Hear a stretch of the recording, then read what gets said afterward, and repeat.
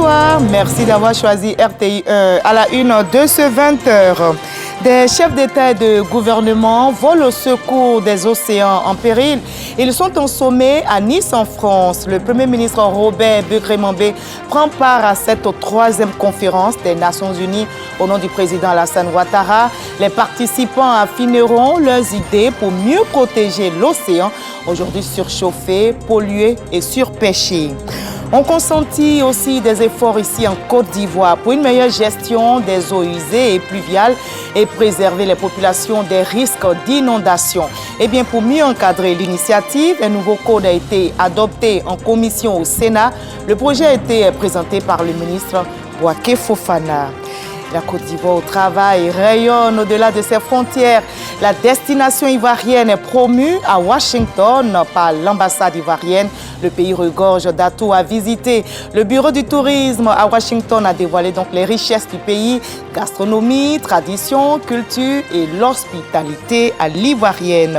Enfin, en Tunisie, une caravane de solidarité composée de centaines de personnes, dont des médecins, des femmes et des jeunes, s'est dirigée vers Gaza.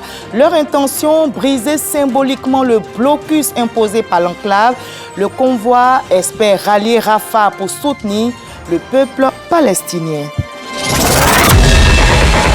Soyez la bienvenue sur RTI 1. Très heureuse de vous retrouver en ce début de semaine, lundi de Pentecôte, jour férié qui clôt ainsi le temps pascal.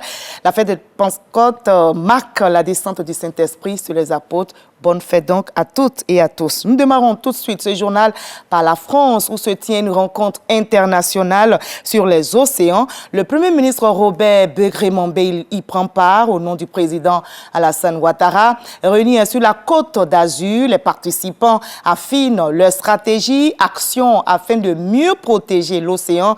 Ce bien commun, aujourd'hui malheureusement pollué, surpêché, le Premier ministre ivoirien a déployé la stratégie nationale. Nous y reviendrons dans quelques instants.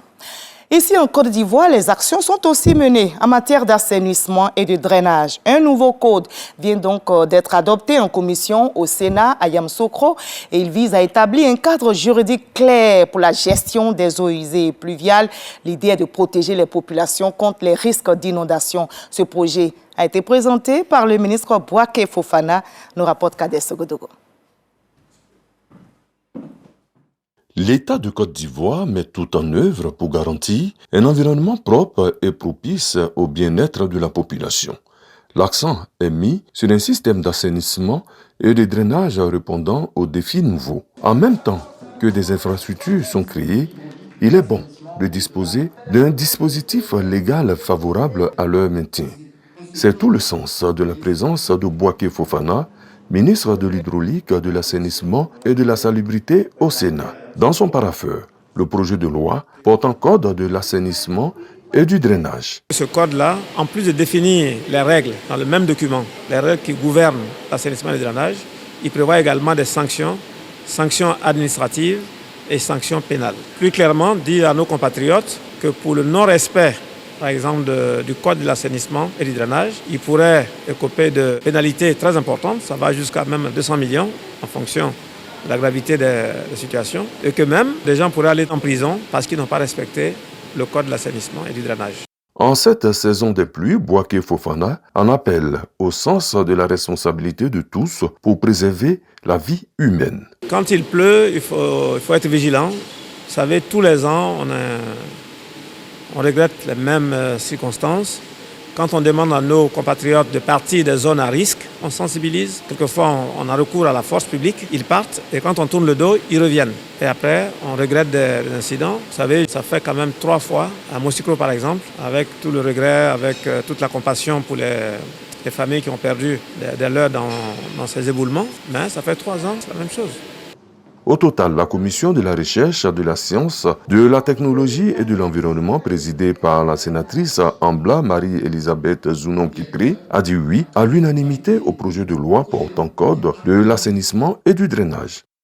Voilà, on part tout de suite pour la France où se tient une rencontre internationale sur les océans. Le Premier ministre Robert Begré-Mambé, il prend part au nom du président Alassane Ouattara. Réunis donc sur la Côte d'Azur, les participants affinent leurs actions, leurs stratégies pour mieux protéger l'océan. Ce bien commun qui aujourd'hui est pollué, surpêché. Le Premier ministre ivoirien a déployé la stratégie nationale. Franck Wadio, Adam Kéré sont nos envoyés spéciaux à Nice. Les océans produisent la moitié de notre oxygène. Ils sont donc la priorité des propos du secrétaire général des Nations Unies qui résume cette 3e conférence sur l'océan à Nice, en France. Une soixantaine de présidents et de chefs de gouvernement, dont le président français Emmanuel Macron, co-organisateur avec le Costa Rica. Le mot d'ordre, la mobilisation autour de textes et décisions fortes. La Côte d'Ivoire, par la voix du Premier ministre Robert Begré-Mambé, représentant le président de la République Alassane Ouattara, est à la tribune. Les océans qui couvrent plus de 70% de la surface de notre planète sont aujourd'hui menacés par des facteurs endogènes et exogènes. Surpêche, pollution marine, érosion côtière et les conséquences du changement climatique sont autant de menaces sur l'équilibre de nos sociétés. La Côte d'Ivoire, pays côtier d'Afrique de l'Ouest, doté d'environ 570 km de façade maritime, est également confrontée à ces défis majeurs qui pèsent non seulement sur notre environnement, mais également sur la sécurité alimentaire, la stabilité économique et le bien-être de nos populations. Et dans la dynamique des États engagés contre la dégradation de l'écosystème marin, la voie de l'action est privilégiée à travers le renforcement de son dispositif de conservation marine par la création de plusieurs nouvelles aires marines protégées, avec pour objectif de porter à au moins 10% la couverture de sa zone économique exclusive d'ici 2030.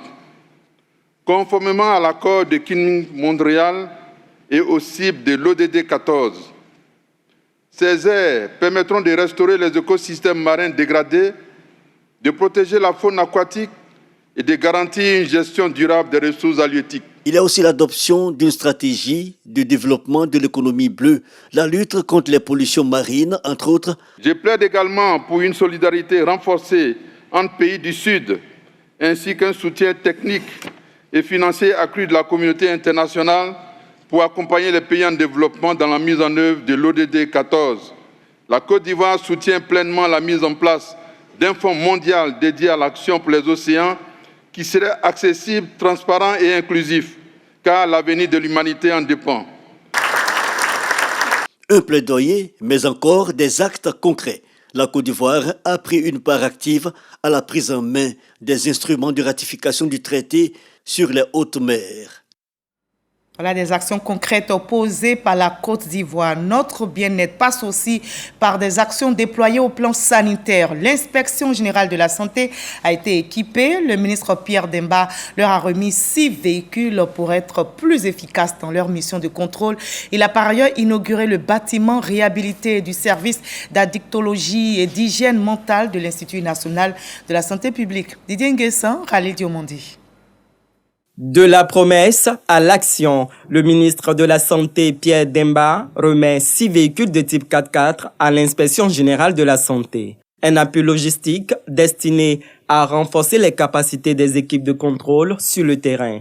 Dans la foulée, le ministre procède à l'inauguration du centre d'addictologie et d'hygiène mentale entièrement rénové. Les travaux financés à hauteur de 32 millions de francs CFA redonnent un nouveau souffle à ce service spécialisé. Cette réhabilitation était très attendue parce qu'elle participera à l'amélioration de la qualité des soins d'abord pour les populations et du confort d'exercice pour les professionnels en santé mentale qui exercent dans nos services publics. Je suis satisfait qu'on ait eu ces véhicules-là qui vont nous permettre d'être vraiment mobiles. Souvent on est interpellé par des réseaux sociaux, on est interpellé par des dénonciations anonymes. Lorsqu'on a une dénonciation, on court, on doit aller là-bas. Et maintenant qu'on a des véhicules, on pourra le faire efficacement.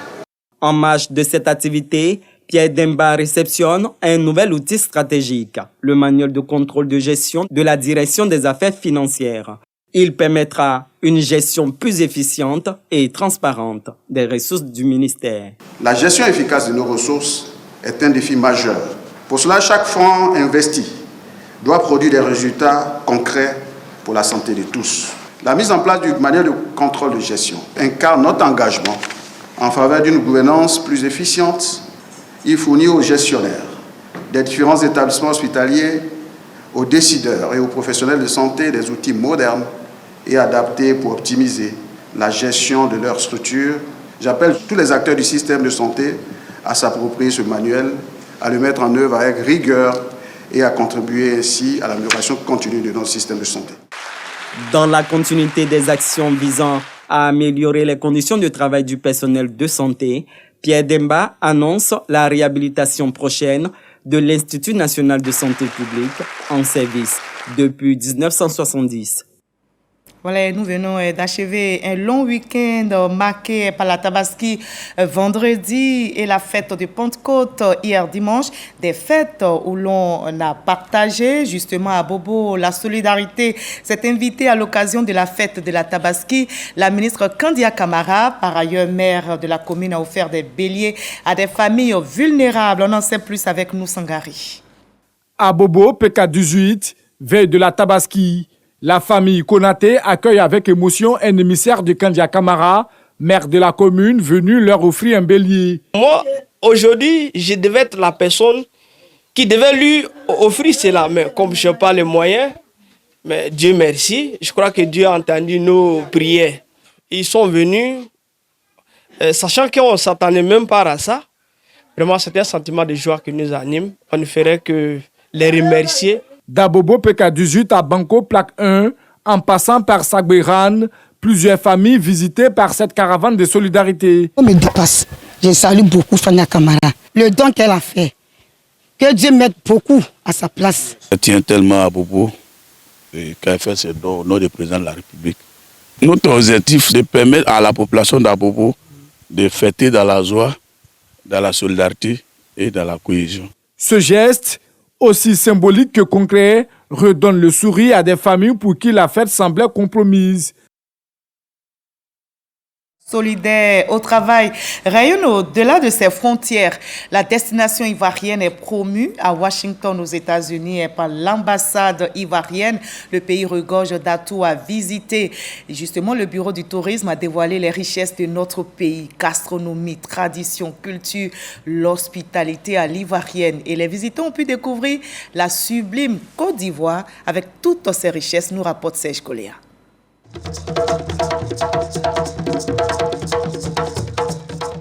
Ambiance festive sur la Massachusetts Avenue à Washington, D.C. L'avenue des ambassades grouille particulièrement de monde. C'est la journée des chancelleries dénommée le Tour des ambassades, une tribune utilisée par chaque pays présent pour s'ouvrir à travers son patrimoine. Quand on veut parler de tourisme en Afrique, il s'agit du Cameroun, Afrique en miniature. Je vous présente des tenues traditionnelles, des chapeaux faits à la main, des colliers traditionnels bamileke. À ce jeu de la valorisation des potentialités culturelles et touristiques, l'hospitalité ivoirienne s'attire beaucoup plus les faveurs des visiteurs. J'aime la présentation de la Côte d'Ivoire. C'est très beau. J'apprécie également les boissons. Le café, c'est très bon. J'ai amené mes enfants pour la première fois. Pour moi, c'est une occasion pour eux de découvrir la culture de la Côte d'Ivoire et je vois qu'ils apprécient beaucoup. J'aime beaucoup Côte d'Ivoire. Je veux voyager là-bas un jour. La Côte d'Ivoire sublime le public, comme l'indique son programme Sublime à Côte d'Ivoire. J'ai pu voir de jolies choses, l'artisanat, la Sublime Côte d'Ivoire.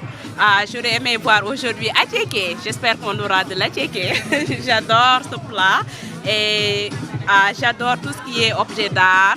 On découvre beaucoup sur l'histoire et la culture de la Côte d'Ivoire et c'est vraiment intéressant. C'est l'enjaillement total.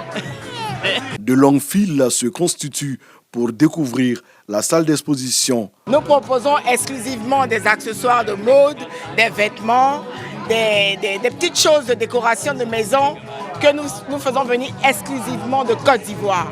La direction du tourisme de l'ambassade de Côte d'Ivoire a misé sur l'artisanat décliné sous ses formes les plus diverses. Le vestimentaire, accompagné de la panoplie d'ornements traditionnels, les pièces de musée, les attributs royaux ou la gastronomie made in Côte d'Ivoire. Nous avons eu l'ouverture de 68 ambassades aujourd'hui qui ont participé à l'événement, dont celle de la Côte d'Ivoire, à travers sa gastronomie, qui est le thème dédié pour l'année 2025 par le ministre du Tourisme. Chaque année, c'est des milliers de personnes que nous accueillons ici. Vous voyez autour de vous les couleurs, les parfums, les souris. Illustrent ce que la Côte d'Ivoire est aujourd'hui, un pays ouvert, flamboyant, prêt à accueillir des visiteurs. La Côte d'Ivoire qui gagne, c'est aussi le pays des champions d'Afrique de football. Le chocolat est également au rendez-vous. L'ambassade a eu l'ingénieuse idée d'offrir des plaquettes à l'effigie du président de la République. La palme de l'affluence revient à la Côte d'Ivoire. L'ambassade de Côte d'Ivoire est parmi les meilleures ambassades et présentations culturelles d'ici, parce qu'à l'ambassade maintenant il y a la culture, les danses, la nourriture, il y a tout. Et par exemple, Myriam, elle représente la fashion de Côte d'Ivoire et c'est très beau. La musique ivoirienne vient compléter ce tableau coloré. L'événement, meublé de plusieurs activités, marque aussi la 2e édition de la journée Sublime Côte d'Ivoire. La Côte d'Ivoire culturelle séduit aussi au Japon. Là-bas, la gastronomie ivoirienne était aussi à l'honneur. La Côte d'Ivoire est présente à l'exposition universelle 2025 au Japon, dénommée Expo Osaka. Notre pays a effectué donc son entrée sur cette plateforme mondiale d'échange et de promotion avec l'intention de mobiliser au moins 100 milliards de francs CFA d'investissement. Nos envoyés spéciaux sont Léon Brou et Fernand Conan. Liquide, poudre solide, le chocolat ivoirien sous toutes ses formes au Japon. Bienvenue à l'atelier de présentation de la chaîne de valeur du cacao. Viviane Kwame, maître chocolatier et prix national d'excellence 2024 du meilleur artisan, part du champ aux produits finis du cacao. Et quand vient le moment de la dégustation, le chocolat ivoirien transporte les Japonais en Côte d'Ivoire. C'est vraiment délicieux et surtout que c'était pas trop amer ni trop sucré. Donc la balance était parfaite, donc c'était vraiment délicieux. En tant que chef pâtissier, le chocolat de Côte d'Ivoire que j'ai goûté est l'un des meilleurs. Autre attraction ivoirienne, la gastronomie pour la circonstance faite d'attiqué à la soupe de poulet ou de kabato à la sauce gombo. Très bon et c'est similaire un peu le goût avec les assaisonnements, les repas japonais, c'est excellent. Tous les Japonais peuvent manger ça. C'est mets ivoirien, l'affaire d'un Ivoirien vivant depuis 22 ans au Japon. Chef Gérard fait son marché sur place. Pourquoi la sauce gombo? Parce que les Japonais adorent le gombo, puisqu'ici, ils le mangent aussi, mais sous une autre forme. Et ils le mangent bouilli avec de la sauce soja et comme en salade. Parce que c'est très bon en fait pour la santé. Et donc tout ce qui est gluant, les Japonais adorent ça. C'est pour ça que souvent je propose ça dans les événements. Cette journée gastronomique ouvre la semaine de la Côte d'Ivoire à l'Expo Osaka 2025. C'est une initiative du commissariat général pour renforcer le brassage entre les peuples ivoiriens et japonais. Nous avons pour objectif de pouvoir lever en termes d'investissement au-delà de 100 milliards de francs CFA, mais aussi de faire en sorte que le commerce entre la Côte d'Ivoire et le Japon puisse connaître un bond à partir de cette exposition-là. Également au menu donc de cette semaine nationale, forum économique, rencontre B2B, signature de conventions et partenariats d'affaires. Le réseau panafricain Adwin se laisse aussi séduire par notre culture, l'histoire des peuples africains. Justement, une visite hautement symbolique a eu lieu au village Kanga Nyanzé, dans la région de l'Anyemi-Tiassa, ancien lieu de purification des esclaves avant leur départ vers les Amériques, et bien dans une ambiance empreinte d'histoire, de culture et d'émotions que vous allez vivre aussi. Adwin a voulu ancrer son action dans la mémoire collective des peuples africains et afro-descendants. Jean-Luc Bambo. Kanga Nyanzé, paisible village à une centaine de kilomètres d'Abidjan, fut autrefois un point de passage obligé sur la route de l'esclavage. C'est ici aujourd'hui que le réseau des femmes leaders africaines et afrodescendantes, Adwin, est venu renouer avec la mémoire. C'est ici que tout a commencé et c'est d'ici qu'il faut repartir parce qu'on ne peut pas savoir où on va si on ne sait pas d'où on vient. Dans une chorégraphie flamboyante, les étudiants de l'INSAC ont offert à ces afro-descendants un voyage dans l'histoire et la culture. Téléphone en main, les invités capturent ce moment. D'autres quittent les rangs, happés par le rythme pour danser, partager et communier. Une fusion des corps et des cultures au grand bonheur des personnalités présentes. Nous avons voulu symboliser l'engagement, à nous approprier notre héritage. On fait une force par un acte symbolique et prophétique ici à Kanga-Niassé. En foulant cette terre, nous ne faisons pas que nous souvenir d'un passé douloureux, mais nous sommes venus puiser la force pour transformer cette mémoire en une source de guérison. Une stèle dressée à quelques mètres témoigne de ceux qui ont traversé sans retour. Là où l'eau lavait les corps, les esprits aujourd'hui se recueillent. L'héritage que chacune d'entre nous porte à travers ces veines vient probablement de notre continent. Il était important, effectivement, que toute cette énergie que chacune d'entre nous porte, avec bien sûr le passé, parfois tragique, mais surtout avec l'énergie du futur portée autour des valeurs de leadership féminin, il était important que l'on vienne ici se recueillir. Cette journée, entre danse, histoire et engagement, s'inscrit dans le 5e pilier du réseau Adouin, la redécouverte des racines africaines comme socle de leadership, de transmission et de dignité.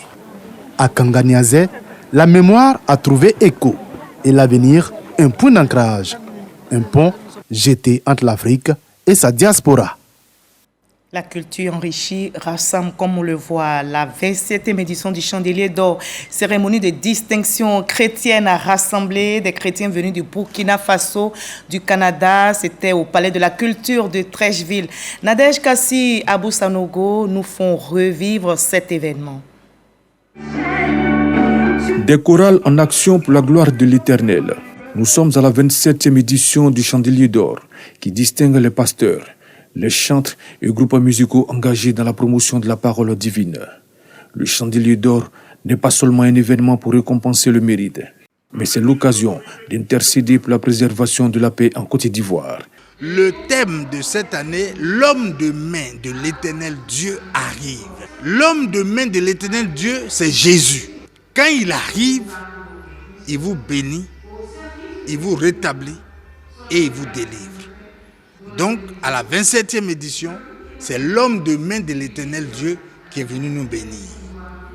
Et nous comptons sur le Seigneur pour que dans les autres années à venir, il y ait encore plus de monde. Cette célébration est encouragée par la Direction générale des cultes et l'ambassadeur du Burkina Faso en Côte d'Ivoire. Cette marque de reconnaissance aux hommes de Dieu qui encadrent quotidiennement le peuple selon le parrain est une action spirituelle bénéfique pour l'Afrique toute entière. La paix en Côte d'Ivoire, ça nous intéresse. La paix en Côte d'Ivoire, c'est notre slogan. Nous prions vraiment le Seigneur pour qu'il y ait la paix en Côte d'Ivoire.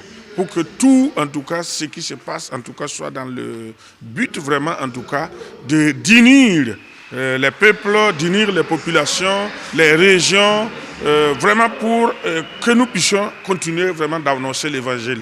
Les prix décernés au Chandelier d'Or 2025 sont entre autres le prix de la personnalité religieuse, le prix de la reconnaissance continentale et le prix du meilleur chantre. Voilà, les prières s'élèvent vers le ciel et la paix s'enracine dans notre pays. Le ministre Amédée Kofi Kwaku vient d'honorer des centaines de femmes originaires des districts autonomes du Godjibois et du Bassa-Sandra. Elles ont reçu divers dons, notamment des pagnes et des ustensiles de cuisine en reconnaissance de leur contribution au développement local. Suleiman Donisongo. Une forte mobilisation des femmes de Méagui. Entre reconnaissance sociale et appel à la mobilisation, c'est une cérémonie qui a su lier l'utile à l'agréable. Les femmes du Godjibois et du Bassa-Sandra entendent jouer leur partition dans le processus de développement économique et social de la Côte d'Ivoire. Dans le même ordre d'idées, l'association des cadres du Centre pour le développement, faisant partie intégrante au Rassemblement des oufouettistes pour la démocratie et la paix, justifie les enjeux de cet acte de soutien. Partout nous célébrons les moments, mais souvent nous oublions nos moments qui sont très éloignés. Et c'est pour ça que nous sommes là, nous avons traversé Abidjan jusqu'à Méadji, juste pour dire au moment de Méadji que le ministre Amédée est là avec elle, qu'il pense à elle, parce qu'elles ont beaucoup fait pour la zone forestière. Elles travaillent, elles accompagnent le ministre Amédée dans sa quête de rassembler tous ceux qui sont avec le président Alassane Ouattara. Nous représentons dignement notre présidente Alice Atissé, qui elle aussi ne ménage aucun effort pour parcourir la Côte d'Ivoire. C'est une rencontre au cours de laquelle le maire de Méagui, Yépi Senghor, présent aux côtés des récipiendaires, n'a pas manqué de témoigner de son engagement, eu égard aux initiatives en faveur des femmes. Voilà, sur le terrain politique, on évoque le RHDP qui se prépare pour son congrès prévu les 21 et 22 juin prochains à Abidjan. Mais avant cela, les militants de la région du Poro se préparent pour ce grand rendez-vous, nous rapporte aussi Ekwasi. Week-end chargé pour le ministre de la Communication, secrétaire départemental RHDP du Poro. Pour cette seconde journée de distribution de cartes de militants, plusieurs quartiers de Korogo sillonnés avec son équipe, Tiekelezo, Kasserime, Soba, Markori et bien d'autres. Partout, le député de la sous-préfecture de Korogo et son staff ont saisi la perche pour sensibiliser à un militantisme nouveau symbolisé par la détention de la carte de militant. À l'occasion de l'organisation du pré-congrès, nous avons estimé qu'il était important de venir réactiver cette opération de réorganisation du parti.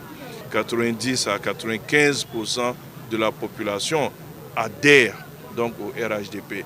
Comment transformer cela en militantisme en créant un lien effectif entre ces populations qui adhèrent donc aux idéaux du parti et leur engagement militant matérialisé par la carte de membre.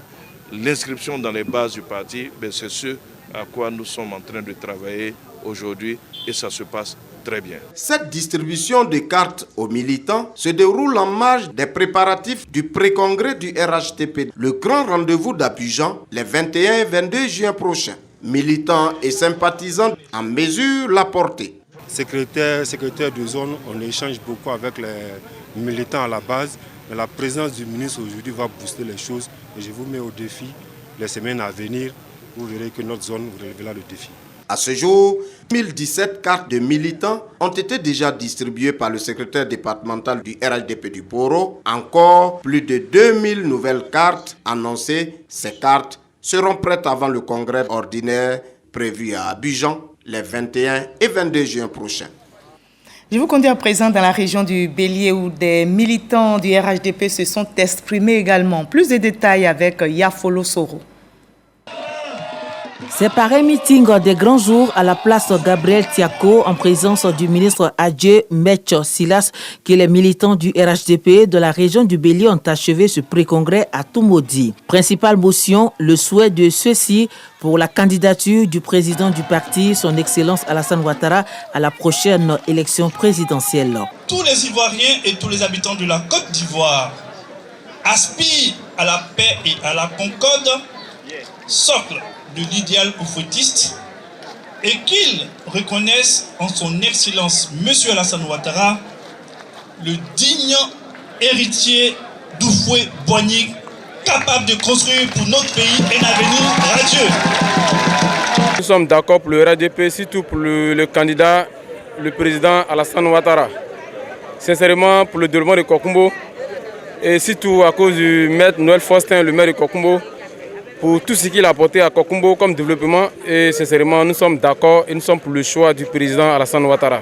Maître mot pour que la victoire du RHDP soit éclatante au soir du 27 octobre 2025, la cohésion dans les rangs du parti dans la région du Bélier. Maintenant que nous avons décidé que notre choix est le président Alassane Ouattara, le plus dur commence. En effet, il nous faut davantage nous mobiliser. Il nous faut mobiliser les militants et les militantes. Il nous faut continuer d'occuper le terrain dans la proximité, le dialogue permanent avec les électeurs. La région du Bélier se doit d'honorer son fils, Ouattara, Oufouékan, Petit Oufoué, en lui accordant ses suffrages et ses bénédictions. Ce meeting a été précédé de travaux en commission et d'une plénière qui se sont déroulés au siège du RHDP à Tiebissou. Ailleurs, en Tunisie, une caravane de solidarité composée de centaines de personnes, dont des médecins, des femmes, des jeunes, s'est dirigée vers Gaza. Leur intention, briser symboliquement le blocus imposé dans l'enclave. Le convoi espère rallier Rafah via la Libye et l'Égypte en soutien au peuple palestinien. Au Mexique, la présidente monte au créneau. Elle condamne fermement les violences survenues à Los Angeles lors des manifestations contre la politique migratoire de Donald Trump. 42 ressortissants mexicains ont été arrêtés, dont 4 ont déjà été expulsés. Le président Trump, je rappelle, a ordonné le déploiement de 2000 membres de la garde nationale à Los Angeles, ville symbolique de la diaspora mexicaine. La présidente mexicaine appelle donc, je cite, au respect de la dignité humaine. Fin de citation. Fin également de ce 20h. Je vous retrouve demain dans la paix à la même heure.